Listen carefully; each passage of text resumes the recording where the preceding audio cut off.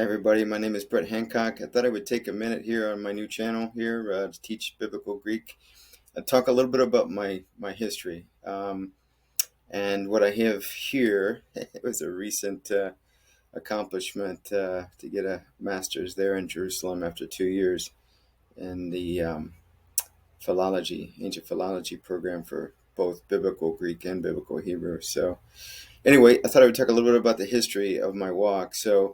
Um, My career has primarily been electrical engineering. Graduated from University of Central Florida in 1996 with a bachelor's in electrical engineering technology, and then immediately went into the MBA program. Got an MBA next year, and so then soon after, wasn't very long, I ended up getting a job, first job out at the Space Center, working on the space shuttle. Actually, it was less than a year and a half. I worked in that company with USBI. Which was bought out, became USA, United Space Alliance. Anyway, so a lot of companies I worked for as I got into maybe 2014, I shifted from working on electronics to where instead of it being kind of a little bit of programming along the way for years and years and years, it turned into where I was in the software program and I was the software department and working on software exclusively. So anyway, all that to say, I had somebody in my department that had a classics degree in next generation, and in our discussions, she said, because she knew Greek and Latin, she said you should learn Greek. You could do it, And so initially, I was kind of really intimidated. I was like, you don't think so? And so she talked me into it. She hooked me up with a nice starter 3-year program that at the time I didn't realize it was actually for homeschooling grade school children, but it was, the 3-year program was comparable to maybe half a year of first year Greek. So I kind of whizzed through that in like 6 months. It was a good start. That would have been late 2015. And then as I got into 2016, I stumbled onto this stuff. I saw this video here with Christoph Rico talking about this spoken method of learning New Testament Greek. And so then I was like, oh, that's intriguing. And then I ended up going to Amazon.com. Yeah, that actually. Okay, so I found this book here, and this was, and soon after, this is in early 2016, I found out that in the summer, since I lived in Florida at the time, actually, let's see, Orlando, I think, Cape Canaveral. Anyway, yeah, Cape Canaveral is actually where I was living. And so it would be like a 3-hour drive, which is what I ended up doing. It was in Southwest Florida, Ave Maria University, Catholic University, down somewhat near Fort Myers, Southwest Florida. So I went there for 8 weeks for an immersion. And so initially, the first 4 weeks, I had, that was Christoph Rico, I had Stephen Hill. So he probably has this doctorate by now. I don't know. At the time he didn't. But he did an excellent job teaching Greek 1, which was Greek 1 and 2, sorry, which was that book I just showed you, this book here. And but I spent a lot of time with that book before I ever went to class. I'm really glad I did because it really helped me. I did well in Greek 1 and 2. But then Christoph came, and I think he was doing some sort of experimental thing, I think. And he shoved Greek 3 and 4, which is typically 2 semesters, which when I went to Jerusalem, that's kind of what this is about, sort of. When I went to Jerusalem and I did this, Greek 3 was 1 semester, Greek 4 was another semester. They squeezed all that in 4-week immersion. You were meeting, 5 hours a day, and, he's interacting with the class, speaking and teaching us.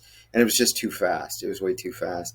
And I don't think I would be surprised if we ever did that again. It just didn't go well. It was too much. It was like, instead of, giving a drink of water, it was like getting hit with a fire hose and stuff. So, but it was a good experience. And, I took away the textbook from there and I kind of continued to study it.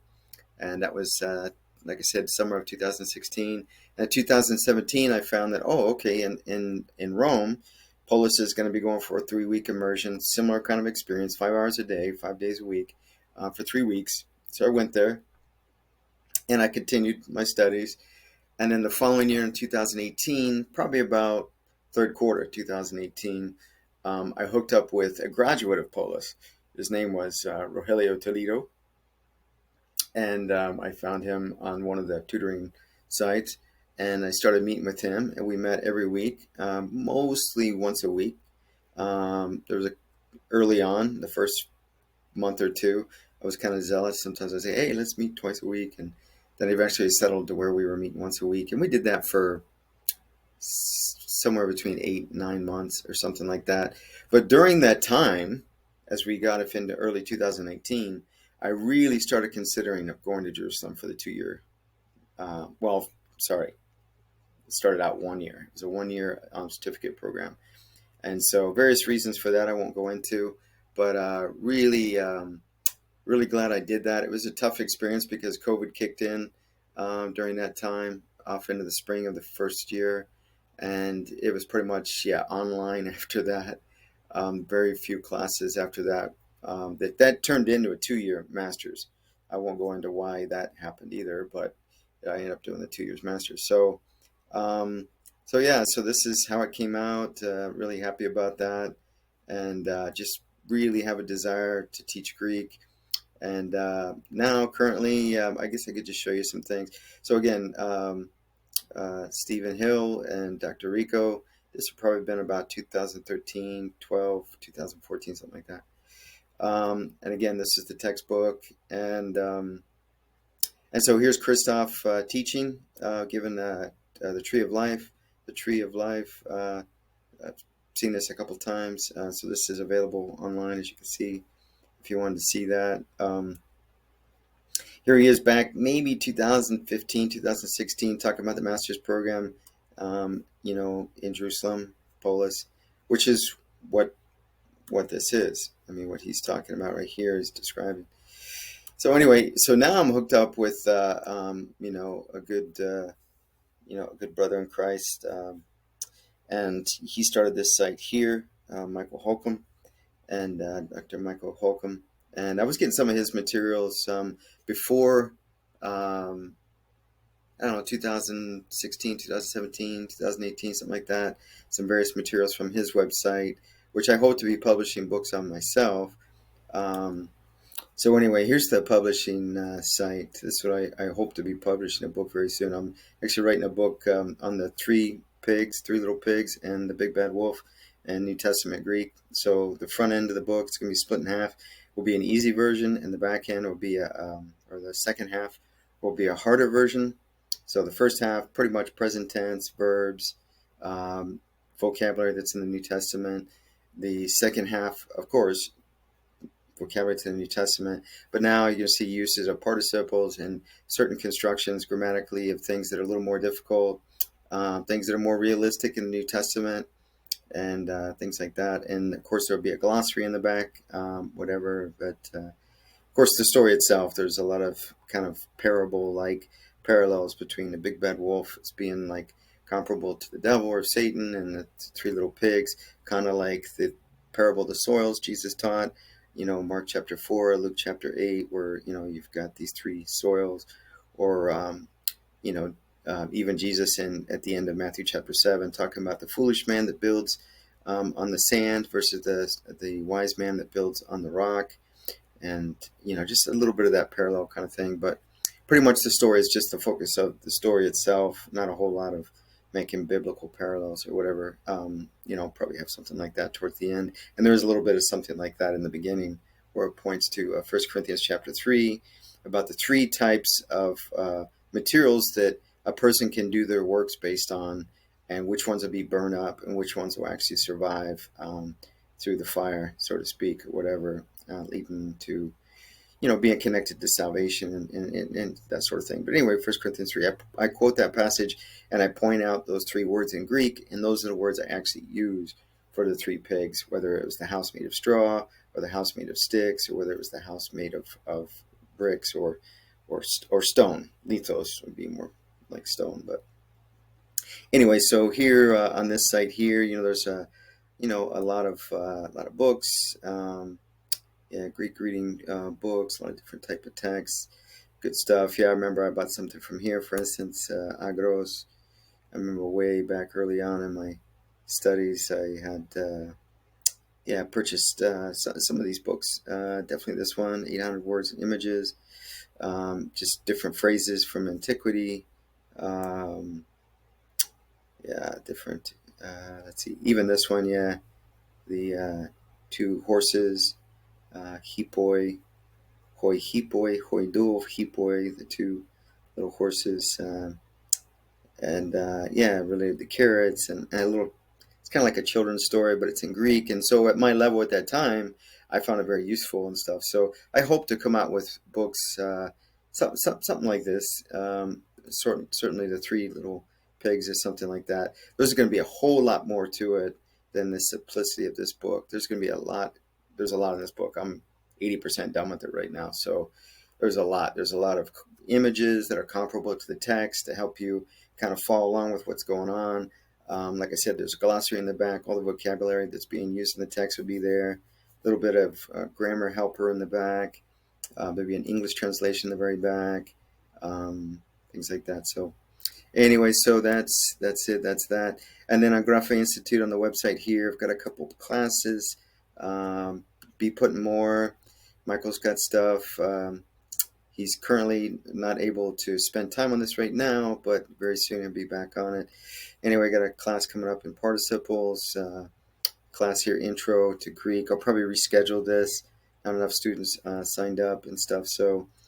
Um, so anyway, that's kind of it. I just kind of wanted to share a little bit of that. Like I said, I met with Roger Toledo for 8-9 months before I ever went and did this master's. So I've got a pretty extensive history of studying Greek. As far as studying, 2016, 8-week immersion, 5 days a week, 5 hours a day.